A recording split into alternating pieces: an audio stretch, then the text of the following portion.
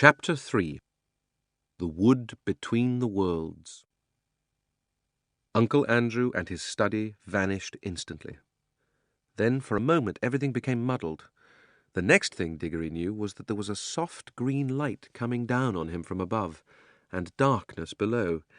He didn't seem to be standing on anything, or sitting, or lying. Nothing appeared to be touching him. "I believe I'm in water," said Diggory, "or underwater." This frightened him for a second, but almost at once he could feel that he was rushing upward. Then his head suddenly came out into the air, and he found himself scrambling ashore, out onto smooth, grassy ground at the edge of a pool. As he rose to his feet, he noticed that he was neither dripping nor panting for breath as anyone would expect after being underwater. His clothes were perfectly dry. He was standing by the edge of a small pool, not more than 10 feet from side to side, in a wood.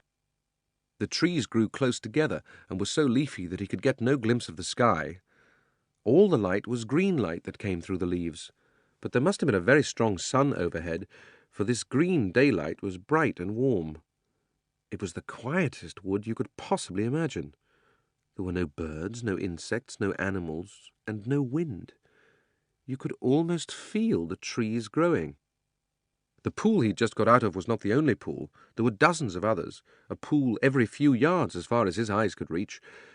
You could almost feel the trees drinking the water up with their roots. This wood was very much alive. When he tried to describe it afterward, Diggory always said it was a rich place, as rich as plum cake. The strangest thing was that almost before he'd looked about him, Diggory had half forgotten how he had come there. At any rate, he was certainly not thinking about Polly or Uncle Andrew or even his mother. He was not in the least frightened or excited or curious. If anyone had asked him, "Where did you come from?" he would probably have said, "I've always been here." That was what it felt like, as if one had always been in that place and never been bored, although nothing had ever happened. As he said long afterward, "It's not the sort of place where things happen. The trees go on growing, that's all." After Diggory had looked at the wood for a long time, he noticed that there was a girl lying on her back at the foot of a tree a few yards away. Her eyes were nearly shut, but not quite, as if she were just between sleeping and waking. So he looked at her for a long time and said nothing, and at last she opened her eyes and looked at him for a long time, and she also said nothing. Then she spoke, in a dreamy, contented sort of voice. "I think I've seen you before," she said. "I rather think so too," said Diggory. "Have you been here long?" "Oh, always," said the girl. "At least, I don't know, a very long time." "So have I," said Diggory. "No, you haven't," said she. "I've just seen you come up out of that pool." "Yes, I suppose I did," said Diggory with a puzzled air. "I'd forgotten." Then for quite a long time neither said any more. "Look here," said the girl presently. "I wonder, did we ever really meet before? I had a sort of idea, a sort of picture in my head of a boy and a girl like us, living somewhere quite different, and doing all sorts of things. Perhaps it was only a dream." "I've had that same dream, I think," said Diggory, "about a boy and a girl living next door, and something about crawling among rafters. I remember the girl had a dirty face." "Aren't you getting it mixed? In my dream it was the boy who had the dirty face." "I can't remember the boy's face," said Diggory, and then added, "Hello, what's that?" "Why, it's a guinea pig," said the girl. And it was, a fat guinea pig nosing about in the grass, but round the middle of the guinea pig there ran a tape, and tied onto it by the tape was a bright yellow ring. "Look, look," cried Diggory, "the ring! And look, you've got one on your finger, and so have I." The girl now sat up, really interested at last. They stared very hard at one another, trying to remember, and then at exactly the same moment she shouted out, "Mr. Ketterley!" and he shouted out, "Uncle Andrew!" and they knew who they were and began to remember the whole story. After a few minutes of hard talking, they had got it straight. Diggory explained how beastly Uncle Andrew had been. "What do we do now?" said Polly. "Take the guinea pig and go home?" "There's no hurry," said Diggory with a huge yawn. "I think there is," said Polly. "This place is too quiet. It's so so dreamy, you're almost asleep. If we once give in to it, we shall just lie down and drowse for ever and ever." "It's very nice here," said Diggory. "Yes, it is," said Polly, "but we've got to get back." She stood up and began to go cautiously toward the guinea pig, but then she changed her mind. "We might as well leave the guinea pig," she said. "It's perfectly happy here, and your uncle will only do something horrid to it if we take it home." "I bet he would," answered Diggory. "Look at the way he's treated us. By the way, how do we get home?" "Go back into the pool, I expect." They came and stood together at the edge, looking down into the smooth water. It was full of the reflection of the green, leafy branches. They made it look very deep. "We haven't any bathing things," said Polly. "We shan't need them, silly," said Diggory. "We're going in with our clothes on. Don't you remember, it didn't wet us on the way up?" "Can you swim?" "A bit. Can you?" "Well, not much." "I don't think we shall need to swim," said Diggory. "We want to go down, don't we?" Neither of them much liked the idea of jumping into that pool, but neither said so to the other. They took hands and said, "1, 2, 3, go!" and jumped. There was a great splash, and of course they closed their eyes, but when they opened them again, they found they were still standing, hand in hand, in that green wood, and hardly up to their ankles in water. The pool was apparently only a couple of inches deep. They splashed back onto the dry ground. "What on earth's gone wrong?" said Polly in a frightened voice, but not quite so frightened as you might expect, because it's hard to feel really frightened in that wood. The place is too peaceful. "Oh, I know," said Diggory. "Of course it won't work. We're still wearing our yellow rings. They're for the outward journey, you know. The green ones take you home. We must change rings. Have you got pockets? Good. Put your yellow ring in your left. I've got 2 greens. Here's one for you." They put on their green rings and came back to the pool, but before they tried another jump, Diggory gave a long "Oh!" "What's the matter?" said Polly. "I've just had a really wonderful idea," said Diggory. "What are all the other pools?" "How do you mean?"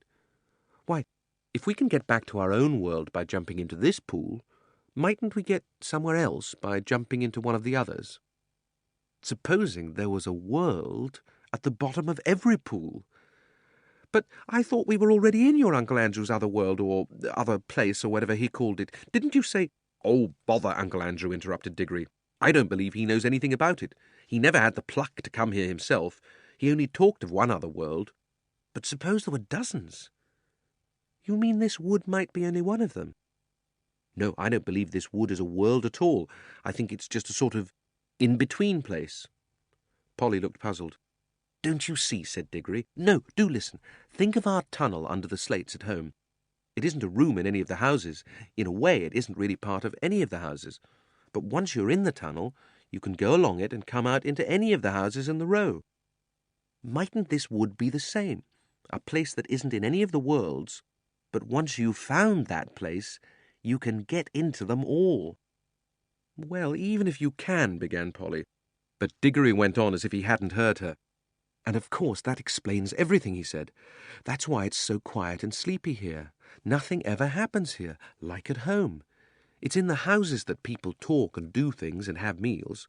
Nothing goes on in the in-between places, behind the walls and above the ceilings and under the floor or in our own tunnel. But when you come out of our tunnel, you may find yourself in any house. I think we can get out of this place into jolly well anywhere. We don't need to jump back into the same pool we came up by, or not just yet." "The wood between the worlds," said Polly dreamily. "It sounds rather nice." "Come on," said Diggory. "Which pool shall we try?" "Look here," said Polly. "I'm not going to try any new pool till we've made sure that we can get back by the old one. We're not even sure if it'll work yet." "Yes," said Diggory, "and get caught by Uncle Andrew and have our rings taken away before we've had any fun. No thanks." "Couldn't we just go part of the way down into our own pool?" said Polly, "just to see if it works. Then, if it does, we'll change rings and come up again before we're really back in Mr. Ketterley's study." "Can we go part of the way down?" "Well, it took a little time coming up. I suppose it'll take a little time going back." Diggory made rather a fuss about agreeing to this, but he had to in the end, because Polly absolutely refused to do any exploring in new worlds until she'd made sure about getting back to the old one. She was quite as brave as he about some dangers, wasps, for instance, but she was not so interested in finding out things nobody had ever heard of before, for Diggory was the sort of person who wants to know everything, and when he grew up, he became the famous Professor Kirk, who comes into other books. After a good deal of arguing, they agreed to put on their green rings. Green for safety, said Diggory, so you can't help remembering which is which, and hold hands and jump. But as soon as they seemed to be getting back to Uncle Andrew's study, or even to their own world, Polly was to shout, "Change," and they would slip off their greens and put on their yellows. Diggory wanted to be the one who shouted change, but Polly wouldn't agree. They put on the green rings, took hands, and once more shouted, 1, 2, 3, go! This time it worked. It's very hard to tell you what it felt like, for everything happened so quickly. At first there were bright lights moving about in a black sky. Diggory always thinks these were stars, and even swears that he saw Jupiter quite close enough to see its moons. But almost at once there were rows and rows of roofs and chimney pots about them, and they could see St. Paul's, and knew they were looking at London. But you could see through the walls of all the houses. Then they could see Uncle Andrew, very vague and shadowy, but getting clearer and more solid-looking all the time, just as if he were coming into focus. But before he became quite real, Polly shouted, "Change!" And they did change, and our world faded away like a dream, and the green light above grew stronger and stronger, till their heads came out of the pool and they scrambled ashore. And there was the wood all about them, as green and bright and still as ever. The whole thing had taken less than a minute. "There," said Diggory. "That's all right. Now for the adventure. Any pool will do. Come on, let's try that one." "Stop," said Polly. "Aren't we going to mark this pool?" They stared at each other and turned quite white as they realized the dreadful thing that Diggory had just been going to do. For there were any number of pools in the wood, and the pools were all alike, and the trees were all alike, so that if they had once left behind the pool that led to our own world without making some sort of landmark, the chances would have been 100 to 1 against their ever finding it again. Diggory's hand was shaking as he opened his penknife and cut out a long strip of turf on the bank of the pool. The soil, which smelled nice, was of a rich reddish brown and showed up well against the green. "It's a good thing one of us has some sense," said Polly. "Well, don't keep on gassing about it," said Diggory. "Come along, I want to see what's in one of the other pools." And Polly gave him a pretty sharp answer, and he said something even nastier in reply. The quarrel lasted for several minutes, but it would be dull to write it all down. Let us skip on to the moment at which they stood with beating hearts and rather scared faces on the edge of the unknown pool, with their yellow rings on, and held hands and once more said, 1, 2, 3, go! Splash! Once again it hadn't worked. This pool, too, appeared to be only a puddle. Instead of reaching a new world, they only got their feet wet and splashed their legs for the second time that morning. If it was a morning, it seems to be always the same time in the wood between the worlds. "Blast and botheration!" exclaimed Diggory. "What's gone wrong now? We've put our yellow rings on all right. He said yellow for the outward journey." Now the truth was that Uncle Andrew, who knew nothing about the wood between the worlds, had quite a wrong idea about the rings. The yellow ones weren't outward rings, and the green ones weren't homeward rings, at least not in the way he thought. The stuff of which both were made had all come from the wood. The stuff in the yellow rings had the power of drawing you into the wood. It was stuff that wanted to get back to its own place, the in-between place. But the stuff in the green rings is stuff that is trying to get out of its own place, so that a green ring would take you out of the wood into a world. Uncle Andrew, you see, was working with things he did not really understand. Most magicians are. Of course, Diggory did not realize the truth quite clearly either, or not till later, but when they talked it over, they decided to try their green rings on the new pool, just to see what happened. "I'm game if you are," said Polly, but she really said this because in her heart of hearts she now felt sure that neither kind of ring was going to work at all in the new pool, and so there was nothing worse to be afraid of than another splash. I'm not quite sure that Diggory had not the same feeling. At any rate, when they'd both put on their greens and come back to the edge of the water and taken hands again, they were certainly a good deal more cheerful and less solemn than they'd been the first time. 1, 2, 3, go, said Diggory. And they jumped.